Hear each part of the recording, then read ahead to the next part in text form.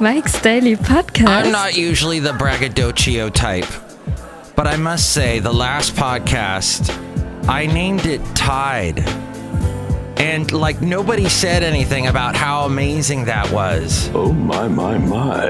I called it Tide, and it had so many applications. First off, the tide is turning because of Doug Jones' win in Alabama. And Mike's Daily Podcast. Whoa, the tide is turning.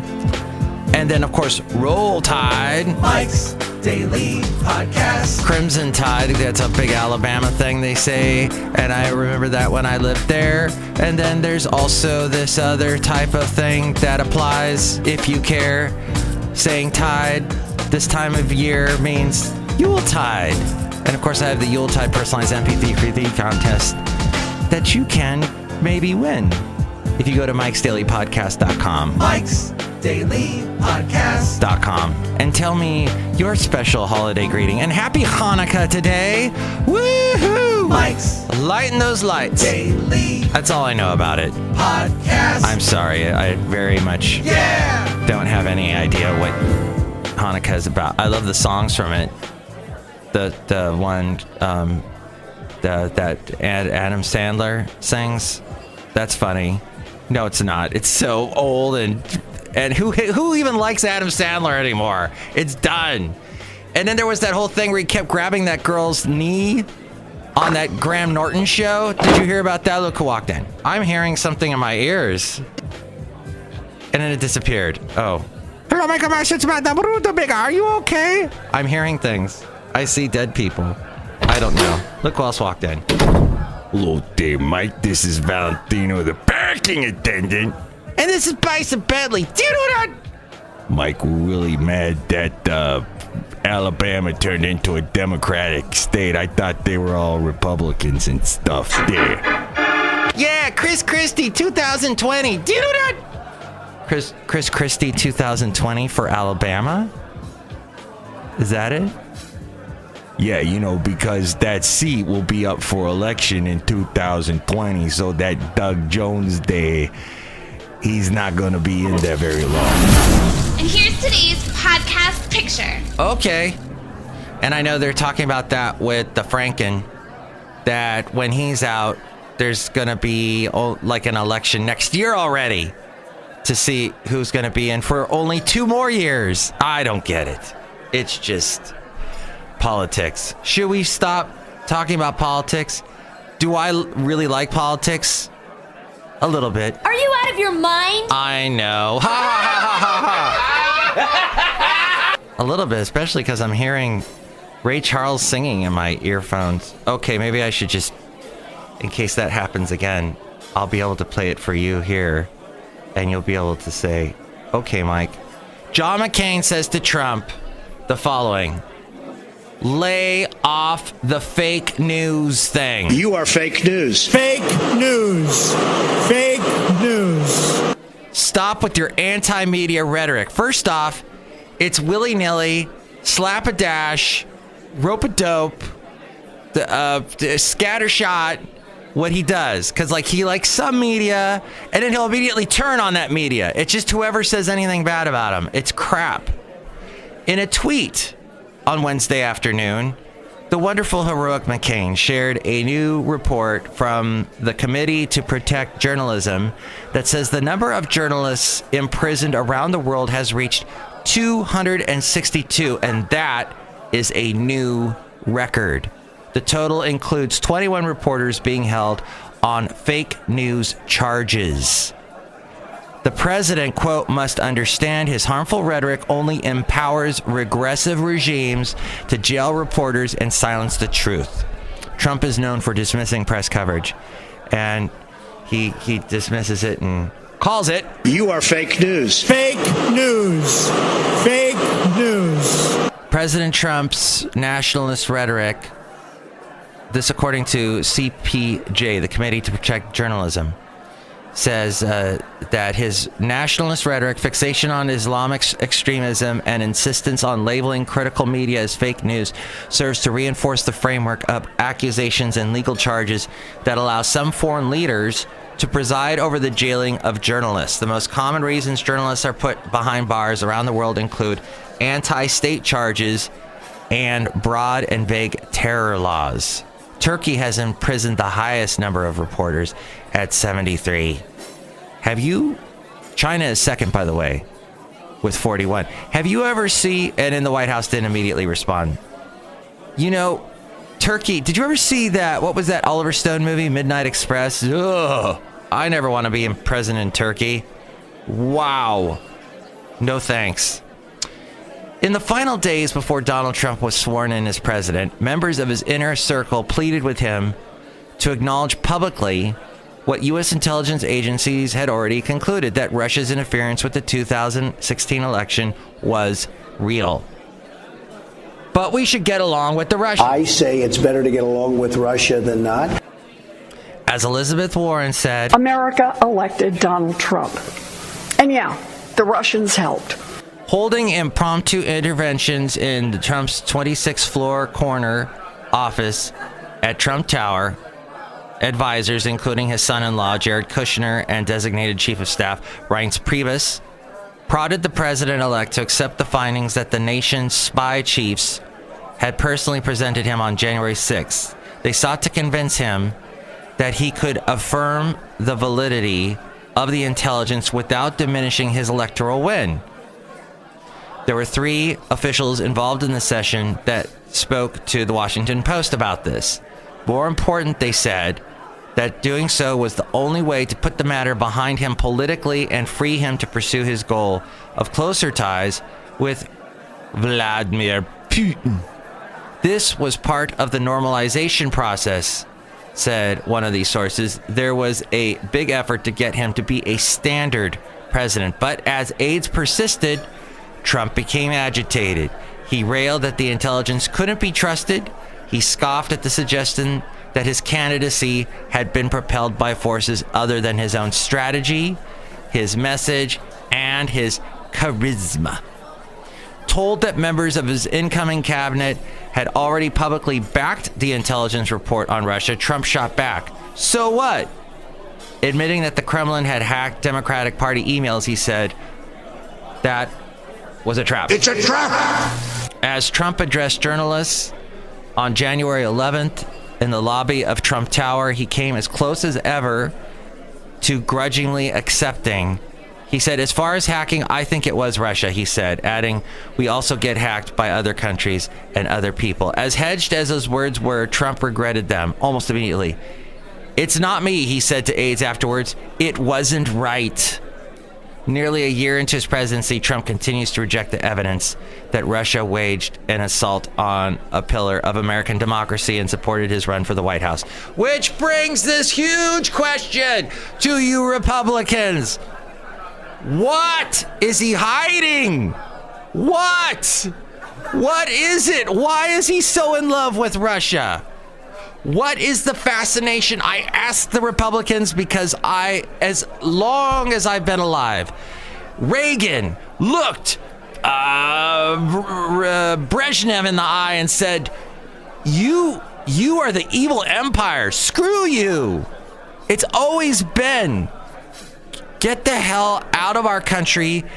No, we will have a relationship with you, but at a distance. We keep an eye on you, whereas Trump just wants to give Putin a big bear hug and walk around with his shirt off and ride horses. No? Might be fun. No, but I don't understand. And Roy Moore did the same thing. Why are they so in love with Russia? What is it? And there's all kinds of theories you can come up with. Maybe you want to send me yours. Email me, mikesdailypodcast@gmail.com. You can call me 336-MM-DAILY. Some people say, hey, maybe it has to do with the way Russia is, where they are very strict. They put down homosexuals. They are very strong with their religion. It's not the same atheistic communist party it used to be back when Reagan was president. Oh my gosh. So, I mean, McCain is beside himself with this whole thing, this whole issue. And as you can tell, I am as well. I cannot believe Seth Rogen is going to play Walter Cronkite. Is that what I saw on the internet? I think I saw that. And then Disney is buying Fox Film for $52.4 billion. That's the big news. Russell Simmons is in the news too.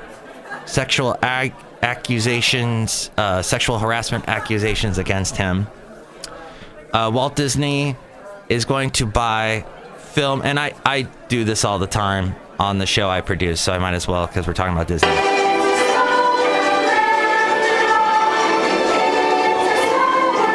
right, that's enough. Agreed to buy film, television, and international businesses from Rupert Murdoch. Disney is going to own Fox. That means that those people on Fox News are going to be working for the mouse. That's insane. Can you believe that? I wonder how people at Fox, the ultra-right conservatives, are going, is that mouse liberal? Kind of looks liberal. I don't know if I should work for them. Maybe I'm going to jump over to RT. Russian television, RT, which I talked all about on Sunday, as well as talked about, because RT is on every freaking cable channel on DirecTV in Pleasanton, where I work on the weekend. I could not believe, and I make no money working there. I got my paycheck the other day from there, and I'm like, why? Why do I do it? RT, Russian television. They just call themselves RT. They've got this green background. You may not even know that they are controlled by Russia, but it is all conservative talk. It's all anti-media. They also rant. I watched a thing that went on and on about... You are fake news. Fake news. Fake news. About how American media is fake news. Only RT television has the right news, has the correct news.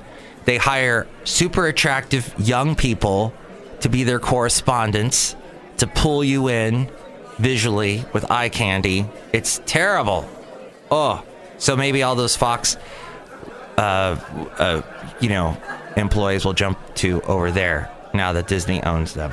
But my point was, Seth Rogen is Walter Cronkite, really? Does that mean that anybody that can do a Walter Cronkite impression can do a Walter Cronkite? Really? Is that what it means? Yeah, no kidding. All you have to do is go, That's the way it is. You have to talk like that and sound like a news anchor. It's 130% true.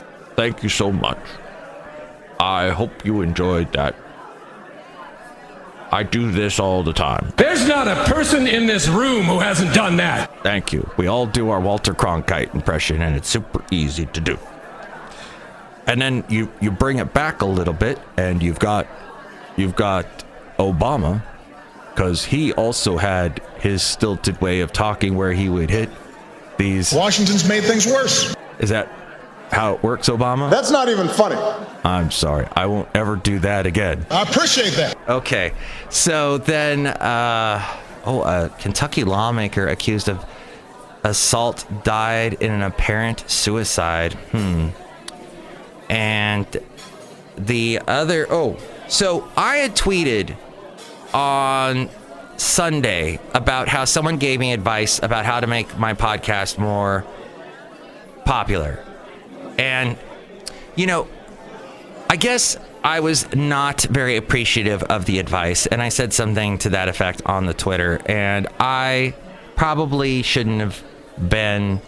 if people give me advice, I should welcome it with open arms, right? Even if it's on Twitter. Even if it's... I should say thank you. And I did actually retweet and say, thanks, and your words are motivational, thank you. But my point is that, and that's my favorite catchphrase, my point being that sometimes the advice I get from this particular person, I question. He's pulling that advice from research that the company he works for does, but some of it I hear and I go, podcasting is such a new... This is my whole point. Podcasting is such a new thing. It's hard to get your hands on the real data of who's listening. when someone clicks play, it registers as a play back to the host, to the server of where the podcast is. But how long is the person listening? Like, had they actually listened this far into the podcast is the question. You know, how far do we really have that data? So he made, this is the thing though. If he's listening right now, listen. Stop with your whole, well, I'm just not going to do that anymore. That's what his tweet was. I guess I won't give you advice anymore. That is so my ex-wife. That is so that passive-aggressive way of doing things. Like, okay, she'd make something, and I'd go, hey, this doesn't really taste very good. Okay, well, I guess I'll never make this again. I guess I'll never cook that. I guess I slaved for hours for nothing then. Just the bath with the bath water and the baby, and goes with the bath water and goes out the door. That's just not right. Don't be that way, is all I'm saying. Yeah, don't throw the baby out with the bath water. That bath water can be used for other things. Ugh, that just irritates me. So now he's going to text, I guess I'll never do that again. So I'm sorry, I won't do that again. Ugh. It's just, it's bath with bath water. I guess I won't ever do the bath with bath water again. So don't do that, folks. Talk it out. Let's have conversations. Let's be open to ideas, and I will be as well, I promise. Did you, when you were looking at the Alabama elections, by the way, as we go outside of Café Anyway, we're bringing Mike's Daily Podcast somewhere in Podcast for Valley. When you were looking at the two contestants, Roy Moore and Doug Jones, and when you squinted your eyes a little bit, as I do, because my eyesight is going, it's shot, and that's why I should do Mike's weekly podcast, because I'm getting old and I can't do it every single day anymore. Screw that, I can do it every single day. I can do it 50 times a day. That's right. I'm all that in a bag of chips, yo. That's right, baby. Oh, that was correct. That answer. The thing is, when you squinted, did the two contestants look alike to you? They're both the same like head. The both white guys, kind of overweight white guys, pudgy white guys. Did you notice that? Well, of course it's Alabama. Oh, I gained a whole mess of weight when I lived in Alabama. Wow, the weight I gained. There's just everywhere you go. There's like 20 zillion different fast food restaurants you can choose from. Waking up yesterday, though, to hearing about the Doug Jones win was the complete opposite of waking up a year ago, waking up to Trump winning. What, did he really win? What? And I'm combing through the radio waves. What? He did? What? Oh my God. And then yesterday was the opposite. What? Doug Jones won? He really did? What? What? No. Shut up. Shut up! Shut up! Shut up! Who was the girl on What Not to Wear? Really thin, with the pretty hair, and she had like a streak of gray. And she would go, shut up, shut up, shut up, when she saw someone coming out of the dressing room. You know, she'd do makeovers and give them clothes that, get rid of. They'd have to throw out all their clothes, the clothes they liked. Oh, I love that shirt. Why do you still have that shirt? It looks like crap. Oh, I love it. Throw it out. Oh, no. Just throw it out. Okay. And then they'd come out and look all nice, and they'd be like, shut up! Shut up! Shut up! Wow. You look so nice. Oh, yeah? Yeah. And it'd be great. Net neutrality ends today. I don't know what that means. That means basically you won't be able to listen to this anymore. The whole internet's going to collapse upon itself and disappear. So sorry. What it means is the people that spent the money to build all this infrastructure are now going to be able to control it and do stuff, basically what's already going on. And Anjit Pai, whatever his name is, I'm sorry, I have a Caucasian mouth and it's hard for me to say very different names that I'm used to. Let's just call him Bill Pai. Bill Pai is changing the way we do things, and so that's great. No, it's not great. I don't know what it means. It means you should call me 336MM Daily and tell me what you think of the net neutrality. It means that the people that protested the fact that net neutrality is going away, they used bots and completely disrupted the whole feedback website that you're supposed to give feedback to the FCC about what you think about this whole thing. Oh yeah, they used bots and messed it all up. Thanks a lot, you net neutrality people. You use too much of the internet to get the internet you want, and it ended up hurting you. And by the way, when I did wake up yesterday, I didn't get such good sleep because I had all that beer with Kevin.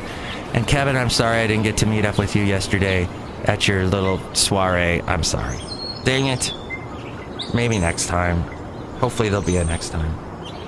And Star Wars, the new one, Who Gives a Crap, comes out tonight at midnight. I know you're gonna go see it because you love Star Wars and you can't wait. And I know I'm getting a little excited about it too. I'm buying into the hype as well, but I'm not gonna see it till it comes out on Netflix. Oh wait, I'm canceling my Netflix. I'm not gonna see it till I get it illegally some way. Oh wait, I can't do that because of net neutrality is going away. It's gonna be net unneutral. Net unneutral today. Oh my. Yeah, what does that mean? We'll find out. You know, when the first big lawsuit comes because net neutrality has been pulled away, that's when we'll really get into a discussion about it. Okay, I guess we're done. Thanks so much for listening. I'm wrapping it up. I don't know if you notice it, but I'm wrapping it up. I got to get ready. I'm going to see my one podcast listener, Sylvia, today, and I'm all excited. And we're going to chat, and I'll get all kinds of feedback from her about, you know, what I can do differently about my podcast. And then I'll take it personally, and then I'll do a passive-aggressive thing and go, okay, fine, I just won't do my podcast anymore. No, I won't do that, I promise. Okay, next show, it'll be Chely Shoehart, Floyd the Floorman, and John Deere the Engineer. This has been Mike Matthews, live from Café Anyway, located somewhere in Podcastro Valley, the last place on Earth, and that was episode 1513. Yeah, baby!